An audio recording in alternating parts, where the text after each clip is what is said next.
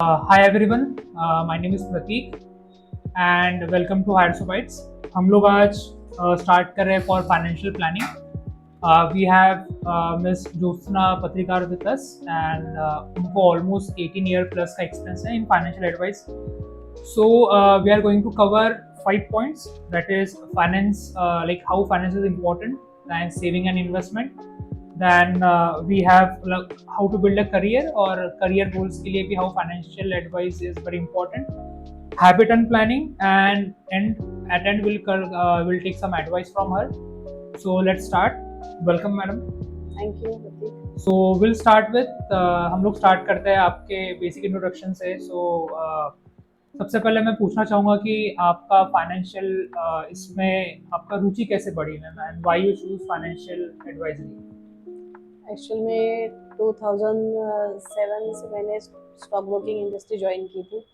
तो stock broking में stock market में ट्रेड करना, उसके बाद सेल्स में वर्किंग किया, सेल्स मैनेजमेंट में। तो उसकी वजह से समझने लगा धीरे धीरे कि मार्केट भी कुछ होता है। धीरे धीरे फिर इंश्योरेंस इंडस्ट्री में आई। इंश्योरेंस इंडस्ट्री के बाद और एक समझने लगा कि इंश्योरेंस भी कोई ऐसा कंसेप्ट होता है जो लोगों के लिए, उनकी फैमिली के लिए सिक्योर करने के लिए बहुत इंपॉर्टेंट होता है. राइट. उसके बाद ये समझ में आया कि ये सब कर रहे हैं लेकिन लोगों को अवेयरनेस करना भी बहुत इम्पोर्टेंट है. तो उसमें हमने इन्वेस्टर एजुकेशन प्रोग्राम के ऊपर भी बहुत ही वर्किंग किया है, जिसमें करीबन 2000 अराउंड जो कॉलेज के स्टूडेंट हैं उनको अवेयर किया है. और उसके बाद समझ में आया कि ये सब करने के बाद भी लोगों को फाइनेंशियल प्लानिंग की ज़रूरत है. बाद में मेरा खुद का जो करियर है वो लाइक बिजनेस में स्टार्ट हुआ है 2018 से. Okay, that's really nice madam. हम लोग इस पे फिर आगे बढ़ते हैं कि अभी हम लोग मेनली आज टारगेट करेंगे जो प्रोफेशनल्स होते हैं या फिर जो स्टूडेंट्स हैं. कि जैसे मैं भी when I started my career तो मेरे पास कोई फाइनेंशियल एडवाइज़र नहीं था. तो ये प्रोफेशनल्स या फिर जो अर्ली स्टार्ट करते हैं, जिनका करियर लेट्स से कि भी कॉलेज से उनको जॉब लगी, सो उनके लिए कितने इम्पोर्टेंट है फाइनेंशियल एडवाइस. उनके लिए भी बहुत इम्पोर्टेंट इसलिए है क्योंकि जब हमें जॉब लगने का रहता है तब भी हमारे पास कुछ घर से आता है. Right. जो हमारे एक्सपेंसेस के लिए आता है. Right. अगर हम बच्चों को उसी टाइम से उनका जो मंथली प्लानिंग है वो सिखाए तो जब उनको जॉब लगती है उस समय में फाइनेंशियल प्लानिंग के लिए प्रॉब्लम कम जाती है. तब Right. उन्हें पता है कि एक फाइनेंशियल एडवाइजर की बहुत ही ज़्यादा इंपॉर्टेंट होती है. लेकिन Right. जैसे कि घर में पेरेंट्स बच्चों को मंथली एक्सपेंसेस के लिए जो खर्चा देते हैं उसमें अगर बच्चे जो एक्सपेंसेस होने के बाद, क्योंकि आपको पता है आज की लाइफस्टाइल ऐसी हो गई कि हर कोई एक्सपेंसेस करता है, अननेसेसरी खर्चा करता है. Right. तो अगर उसी समय में वो थोड़ा सेविंग करना स्टार्ट करते हैं तो जब उनको जॉब स्टार्ट हो जाता है तो ये प्रॉब्लम फेस नहीं करनी होती. इसलिए है क्योंकि जब हमें जॉब लगने का रहता है तब भी हमारे पास कुछ घर से आता है. Right. जो हमारे एक्सपेंसेस के लिए आता है. Right. अगर हम बच्चों को उसी टाइम से उनका जो मंथली प्लानिंग है वो सिखाए तो जब उनको जॉब लगती है उस समय में फाइनेंशियल प्लानिंग के लिए प्रॉब्लम कम जाती है. तब Right. उन्हें पता है कि एक फाइनेंशियल एडवाइजर की बहुत ही ज़्यादा इंपॉर्टेंट होती है. लेकिन जैसे कि घर में पेरेंट्स बच्चों को मंथली एक्सपेंसेस के लिए जो खर्चा देते हैं उसमें अगर बच्चे जो एक्सपेंसेस होने के बाद, क्योंकि आपको पता है आज की लाइफस्टाइल ऐसी हो गई कि हर कोई एक्सपेंसेस करता है, अननेसेसरी खर्चा करता है. Right. तो अगर उसी समय में वो थोड़ा सेविंग करना स्टार्ट करते हैं तो जब उनको जॉब स्टार्ट हो जाता है तो ये प्रॉब्लम फेस नहीं करनी होती. राइट. ये this is really good advice for all, because मैंने भी जब स्टार्ट किया था तो I didn't have any financial adviser. तो मे बी मैंने भी बहुत सारे साल ऐसे ही वेस्ट कर दिए उसमें. Then after this will move towards financial basics. कि हम लोग अभी क्योंकि जो भी बहुत से लोग जो पॉडकास्ट देख रहे हैं they are like they don't know much about कि फाइनेंस क्या होता है, वो सब चीज़ें तो हम लोग स्टार्ट करते हैं. So what do you think, what हम लोग माइंडसेट पे बात करते हैं कि एक फाइनेंशियल अगर हमको स्टार्ट करना है तो जो फाइनेंशियली जिसको इन्वेस्ट करना है, सो उसका माइंडसेट कैसा होना चाहिए, like if you want to invest. अभी माइंडसेट की अगर बात करते हैं तो देखिए कि अगर आपका इनकम आ रहा है तो बेसिक उसके रूल्स है. अब रूल्स में आता है 50-30-20. ये हमने सुना ही है. 50 मतलब ये होता है कि जैसे आपका एक्सपेंसेस है, नीड होती है, वांट होती है, तो नीड अलग चीज हो गई, वांट अलग चीज हो गई। Right. अगर आप नीड पे, नीड क्या है, नीड है आपकी ग्रोसरी, नीड है आपके एक्सपेंसेस घर के, है ना, ये सारी जो नीड्स है, बिल्स है, ये नीड्स है। Right. और 30% जो होती है वांट्स होती है। अब हम्म, वांट्स में क्या क्या आ सकता है, जैसे कि आप शॉपिंग के लिए जा रहे हैं, मूविंग के लिए जा रहे हैं, मूवी देख रहे हैं, Right. ये आपकी वांट्स है। आउट डिनर करना, ये वांट है। हम्म, उसके बाद 20% आपको एनी हाउ इन्वेस्ट करना ही है। तो हम्म, ये माइंडसेट में होना चाहिए कि मेरे पास जो इनकम आ रहा है उसमें से मैंने ये 50 30 और 20 का रूल अप्लाई करना चाहिए। Right. So again good idea. And अगर किसी को स्टार्ट करना है तो बजट, कौन से बजट से वो स्टार्ट कर सकता है? देखिए, इन्वेस्टमेंट करने के लिए बजट तो नहीं होता है, लेकिन हम्म, फाइनेंशियल प्लानिंग जरूर होता है। राइट। अगर आप बजट से पहले खुद का फाइनेंशियल प्लानिंग बनाते हैं, उसके बाद ही आप बजट बना पाएंगे। राइट। जब आपका गोल है तभी उस गोल के लिए बजट बनाएंगे। अगर हमारा गोल ही नहीं तो हम बजट ही कैसे शुरू करें। राइट। अब फाइनेंशियल प्लानिंग में क्या आता है, जैसे कि एग्जांपल के लिए अगर आज आपकी सैलरी 50,000 है और 50,000 में आप फाइनेंशियल प्लानिंग कर रहे हैं राइट। कि मुझे मेरे फाइनेंशियल गोल क्लियर करना है, जब आप गोल बताएंगे तभी आपको बजटिंग बताया जाएगा। करेक्ट। नाइस। एंड इसमें हम लोग जब इन्वेस्टमेंट भी करते हैं तो हम लोग बहुत सारी मिस्टेक्स करते हैं। जैसे अभी फॉर एग्जांपल जब मैंने मेरे कॉलेज टाइम के बाद जब मेरे को जॉब लगी, so I started with financial investment. तो मैंने कुछ 1 1.5 साल 500 रुपये का एक SIP निकाला था, रिमेंबर, पर उसमें फिर प्रॉफिट नहीं दिखा तो फिर मैंने बंद कर दिया। तो देन आई थॉट कि SIP is long term game. So और ऐसे कोई मिस्टेक्स जो बेसिकली जैसे आपके एक्सपीरियंस में आपको आएगी कि जो हम लोग as a like as a person हम लोग जो गलतियाँ करते हैं जो हमको नहीं करनी चाहिए? मिस्टेक्स यही है कि हमने एक्सपेंसेस कितने करना है राइट। और हमारे इनकम के हिसाब से करना है।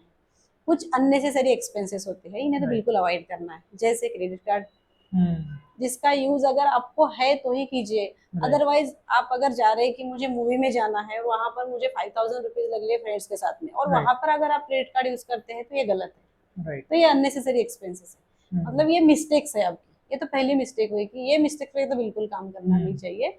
आपको आपके फाइनेंशियल गोल के रिगार्डिंग ही आपको काम करना चाहिए। ओके। नाइस। एंड अभी इन्वेस्टमेंट में there are lot of types, like जैसे SIP है, FD है।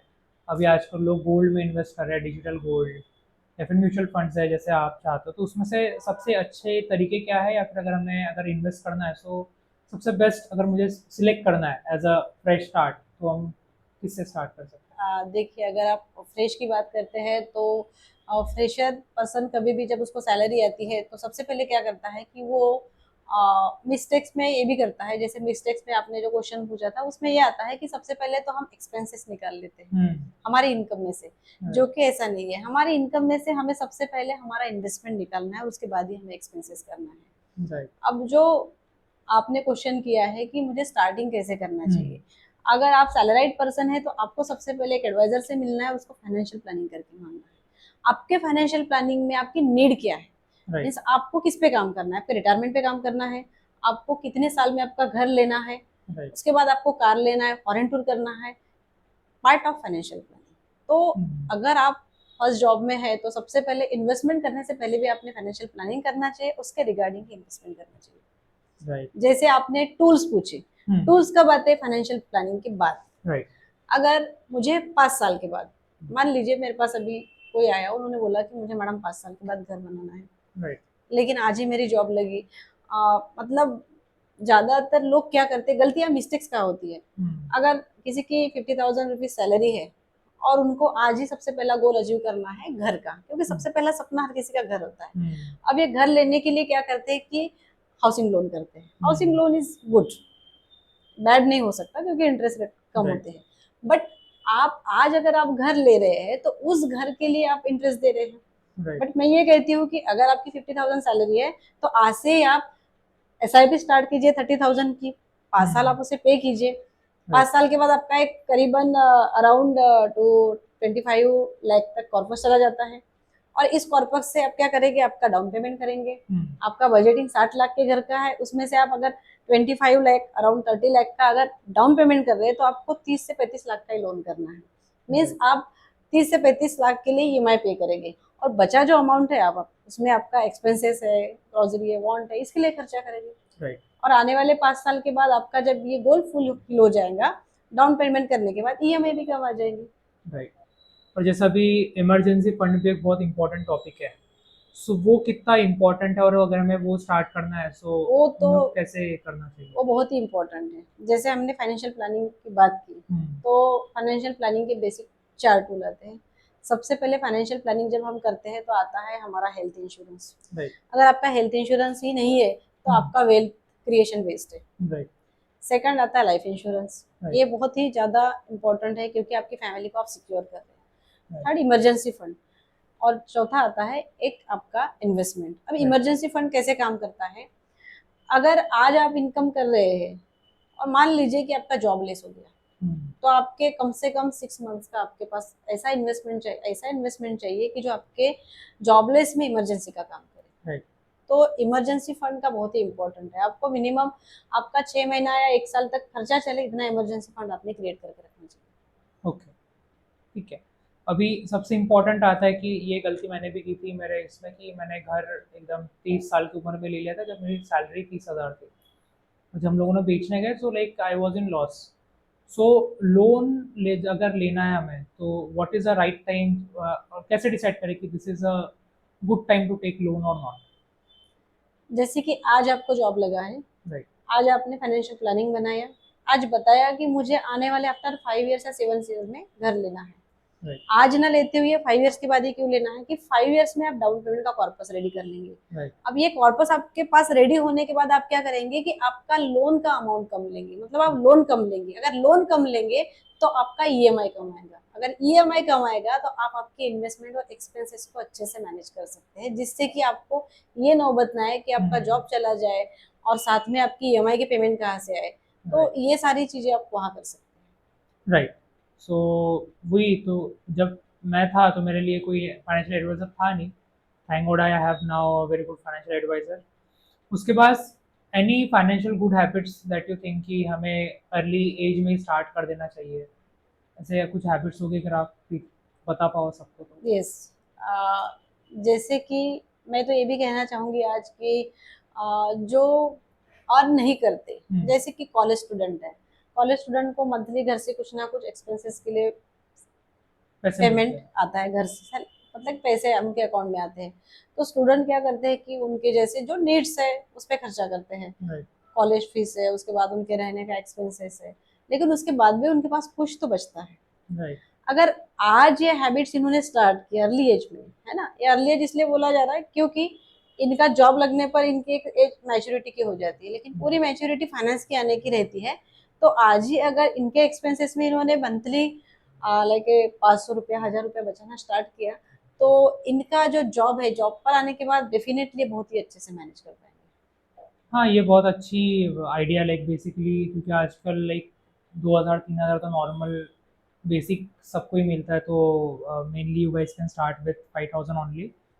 सो these are really good habits. और ऐसे कुछ बुक्स वगैरह अगर आप कुछ पढ़ते होगे, या फिर आप सजेस्ट करोगे कि ऐसे कुछ बुक या फिर कुछ पॉडकास्ट है, या फिर ऐसे any inspiration person that you जैसे लुक आप टू? सीक्रेट बुक्स को पढ़िए, उसके बाद rich dad and poor dad पढ़िए। तो ये सिखाता है कि पैसे को मैनेज कैसे करना है, राइट। बिजनेस कैसे करना है। अगर बच्चों को आज ही आप ये सब बुक्स पढ़ने के लिए मोटिवेट करते हो तो डेफिनेटली ये एक अच्छे सक्सेसफुल इन्वेस्टर बनेंगे। नाइस। ये book rich dad and poor dad मैंने भी पढ़ी है, तो इट इज़ रियली गुड।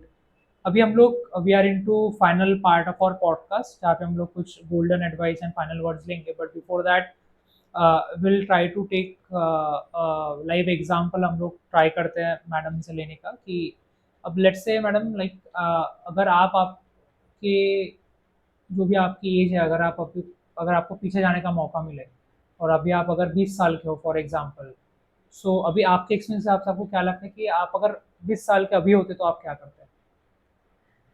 अगर मैं पीछे जाऊं तो हम्म। 20 साल पहले ये अवेयरनेस थी, बट हम्म। उतनी नहीं थी। राइट। बट आज अगर मैं अवेयर हूँ हम्म। तो मेरे जो एक्सपेंसेस है, जो मेरे बजटिंग है, उसको लेके आज ही मैंने इन्वेस्टमेंट स्टार्ट कर देना चाहिए। लाइक आपने अच्छा। जो प्रोडक्ट बताए थे mutual funds, right. There are so many products, but मुझे नहीं पता कि मुझे इन्वेस्ट किस में करना है। तो राइट। मेरी तो सबसे बड़ी एक ये है कि आप सबसे पहले आपके फाइनेंशियल एडवाइजर से मिलिए राइट। और आप एडवाइजर से एडवाइस लीजिए, देन उसके बाद आप इन्वेस्टमेंट स्टार्ट कीजिए। क्योंकि लोगों को म्यूचुअल फंड, देखिए म्यूचुअल फंड इम्पोर्टेंट है, गोल्ड इम्पोर्टेंट है, सब कुछ, क्योंकि आपका पोर्टफोलियो डाइवर्सिफिकेशन होना बहुत ही जरूरी है। लेकिन आपका सबसे ज्यादा पोर्शन इक्विटी में जाना चाहिए, क्योंकि रिस्क है रिवॉर्ड्स है। जहाँ रिस्क नहीं वहाँ रिवॉर्ड्स नहीं हो सकते। अर्ली एज अगर आप स्टार्ट करते हो तो आपको कम अमाउंट से स्टार्ट करना पड़ेगा, आपका गोल जल्दी अचीव होगा। लेकिन वही आप अगर एक एज के लेट स्टार्ट करते हैं तो आपको गोल अचीव करने के लिए ज्यादा अमाउंट इन्वेस्ट करना पड़ेगा। राइट। अब एक एग्जांपल लेते कि फॉर एग्जांपल अभी मैं एक नया फ्रेशर हूँ, मेरा लेट्स से कि मेरी उम्र अभी 24 साल है, और मेरा प्लान है कि अगले 10 साल बाद मैं अपना खुद का एक फ्लैट या फिर घर करूँ, और मेरा स्टार्टिंग सैलरी अभी लेट्स से कि 30,000 है। सो आप कुछ बता सकते हो कि उसमें से कितना अमाउंट मुझे एज एन इन्वेस्ट करना चाहिए और कहाँ पे करना चाहिए? अब वो डिपेंड करता है आपके एक्सपेंसेस के ऊपर। ओके। आपके एक्सपेंसेस कितने हैं? अभी लेट्स से कि 20,000 में से 10,000 मेरे एक्सपेंसेस है, जिसमें मेरा रूम रेंट, घर पे थोड़ा बहुत जो देना पड़ता है वो चीज़ें, ये सब कवर होती है उसमें। अब मेरे पास बचे 20,000, जिसमें से 2-3 हज़ार ऊपर नीचे अगर आप पकड़ लो, जैसे 15 से 18,000 के आसपास लेट्स से अगर मेरे पास बचता है, तो उसमें से वो आप क्या सजेस्ट करना चाहोगे? आप आज ही 15,000 रुपये का इन्वेस्टमेंट स्टार्ट कीजिए म्यूचुअल फंड्स में। ऐसे फंड्स कीजिए कि आने वाले 5 साल के बाद आपका वैल्यू भी अच्छे से क्रिएट हो।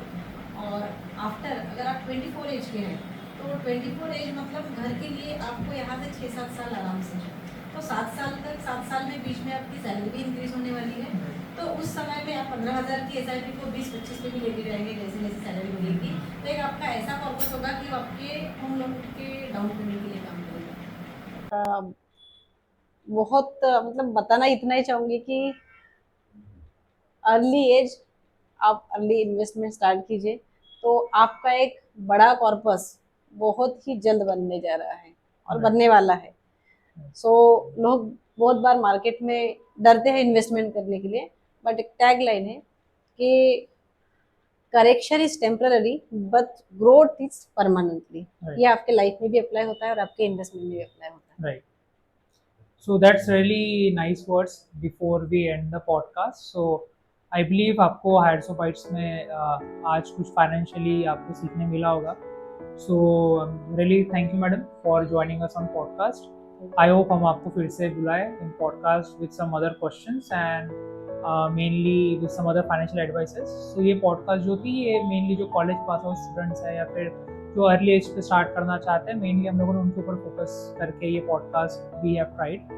I hope it was good for you guys, and I hope you can follow us and subscribe us for more such content. So thank you all for listening for so long, and see you guys soon. Thank you.